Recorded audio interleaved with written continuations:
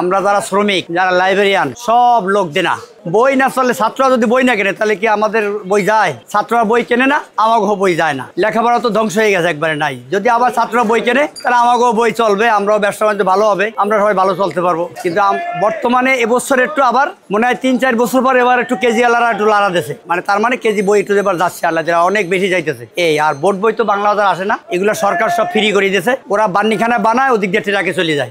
এই সময় ব্যস্ততা মনে করেন সব জায়গায়, প্রিন্টিংয়ে, বাংলা বাজার, যারা বই বানায় তাকে সব জায়গায় এই সময় ব্যস্ততা থাকে। হ্যাঁ আসে, অতিরিক্ত ভারতের লোকজন অতিরিক্ত আসে, তো তারা আসে ওই যে কেউ প্যাকেট করে, কেউ বই বানায়, কেউ মাল বুকিং দেয়, ভ্যান গাড়ি চালায়। না আর এখন তো বাইরের পার্টি কম আসে, সব মোবাইলে অর্ডারে জায়গা, এরা বিকাশে টাকা পাঠায়। আর আগে তো বীর মানে আইন হাঁটতেই পারতাম না এরকম সময়, জানুয়ারি মাসে আসলে তার কিছুই নাই। আপনার 14 আনা নাই, 2 আনা আছে, এই অবস্থা।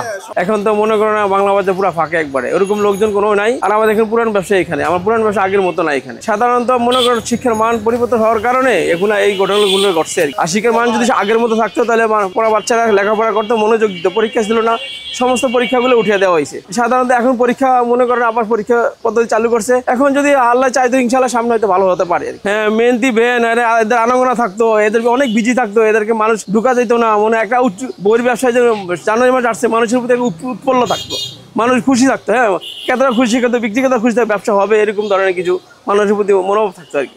সারা বাংলাদেশ থেকে লোক আসতো এখানে, আইসা মনে করেন বই কিনে লোক আসতো, পাইকারি নিয়ে যেত। আপনারা যেখানে দাঁড়িয়ে আছেন এটা হচ্ছে ইসলামী টাওয়ার। এটা কওমি মাদ্রাসার জন্য বিখ্যাত, কোরআন হাদিস অন্যান্য জিনিসগুলা। ওদিকে হচ্ছে আপনার কলেজ ভার্সিটির বই হচ্ছে 38 বাংলা বাজার, সৃজনশীল বই। আমাদের এখানে জানুয়ারি একটা সিজন হয়, তখন আমাদের এখানে অনেক বেড়ে থাকে। তারপরে হচ্ছে যে রমজান এবং রমজানের পরে ওই সময় কওমি মাদ্রাসার সিজন হয়, 1-1.5 মাস টানা এখানে অনেক ব্যস্ততা থাকে। মোটামুটি আলহামদুলিল্লাহ যথেষ্ট। যেমন এই মুহূর্তে হলো কিন্ডারগার্টেন প্লাস নুরানি হাফিজি মাদ্রাসার কোরআন শরীফ বা কায়দা আমফারা অথবা পুরস্কারের জন্য ইসলামিক সৃজনশীল বইগুলোর জন্য কাস্টমার আসে। মোটামুটি এখন কিছুটা বেড়ে আছে ওই যে বইয়ের জন্য এবং কমিশন একটু বেশি পাওয়ার জন্য আসে। কারণ এখানে বই তৈরি হয়, বই প্রকাশ হয়, কাস্টমারদের সুযোগ সুবিধা এখান থেকে নতুন বই নিতে পারে। প্রতি বছর যে নতুন নতুন বই ছাপা হয়, ওই নতুন বইগুলো নিতে পারে, প্লাস কমিশন একটু বাড়তি পাওয়ার জন্য আসে। সিজন তো নাই, বুট বই নাই, অন কাজ নাই। বুট বই আইলে কিছু কাজ হইব, বুট বই তো এবার পিছাইয়া গেছে, কিছু কেজির বই যাইতেছে।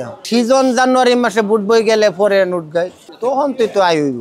জানুয়ারি মাসে এখন তো কাজ নাই আগের, জানুয়ারি 15 পরে আগে কাজ হইতে পারে না। অনেক কাজ বলতে আগের কাজ নেই, কাজে অন কমই, 2700 হয়। এটা বুট বইয়ের টাইম, কাম নাই, বই রয়েছে, এটাই তো কথা।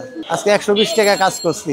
এখন আর সেই সিজন হয় না, করোনার পর থেকে বাংলা বাজার কোনো ব্যবসা বাণিজ্য নাই। এটা হচ্ছে গজের মেশিন, রাতে রাতে বই হয়ে যায়, রাতে রাতে 50,000 40,000 বই হয়ে যায় একদিনে। আমরা তো বিক্রি করি মিনিমাম আপনার 3 থেকে 4 লাখ টাকা বিক্রি হয়। আর যারা পাবলিশার, যারা লেকচার পাঞ্জুরি এরকম, ওরা কোটি কোটি টাকার বিক্রি করে।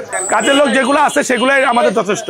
7 জন লোক থাকে, 7 জন লোকে আমাদের সারা বছরে কাজ করে। আর যদি কেউ ভালো না লাগে চলে যায়, আবার নেক্সট টাইমে চলে আসে, 1 মাস পর হোক আর 15 দিন পর হোক চলে আসে। দেখো এখানে বইয়ের কোনো আপনার এটা গুণে শেষ করা যাবে না, হাজার হাজার 3 তলা 4 তলা 5 তলা পর্যন্ত প্রকাশনের থেকে শুরু করে এরকম। হ্যাঁ প্রিন্টিং মানে আপনার প্রেস সবকিছুই আছে। হ্যাঁ সবারই কাজকর্ম একটু তারতম্য বেড়ে যায়। যেমন হচ্ছে আপনার লেবার থেকে প্যাকেট করার থেকে শুরু করে ভ্যান থেকে শুরু করে বাইনিং খানা প্রেস সম্পূর্ণ সবারই টুকটাক দৌড় হয়। তারপরে যে এখনো যে হবে না তা না, কিছুটা আর কি।